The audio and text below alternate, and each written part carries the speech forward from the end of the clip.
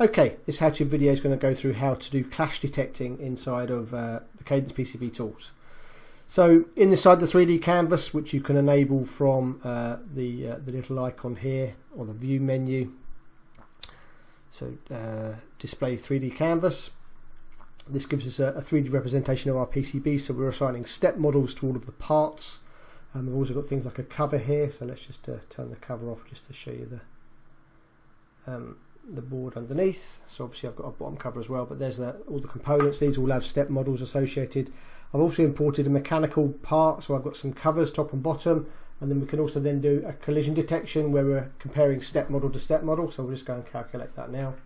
So when it completes, I've got a few issues here, and you can obviously see the cover, so I can select the cover and I can select the object, and it would then highlight the object for me in the screen. If I can't do that, I can do a right click locate, and it would then flash the component 5 times to show me where that part is on the board. So you can see I've got the diode down here. Let's just zoom in here. We can actually see the clash itself. So you can see that I've got my LED not sticking through the cutout in the cover correctly, so it's actually causing a clash. You can see the one here that's not causing a clash. It's got a clearance all the way around this cutout.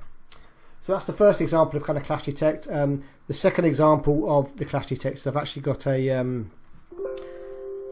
it's like a clamshell style design. So some boards here, some flexis here, and they fold over. So if we'll actually just let's go into the 3D view. And if we just go to, we'll just do a right click and bend, and we'll bend, let's put some of the bends in. We're not going to put all the bends in, so just so I can see, you can physically see where the objects are. So we'll do these bends manually. Take that one out actually, and we'll just hide the cover.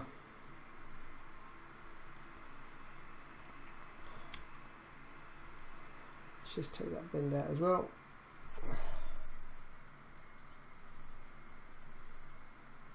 So I've effectively got my board here, concertina style, so they're folded around. So we've run the collision detection now. It's actually going to take the bend radius into account. So I'd probably never see this if the board is flat, but obviously if we look at this scenario now, you can see I've got an issue here with the 2 ICs clashing because my bend radius isn't correct here. This one's actually slightly bigger than this bend radius, so I've done this bend radius too small.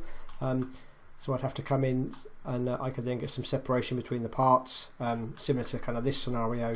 But this is the advantage of kind of the collision detection in the Cadence PCB tools.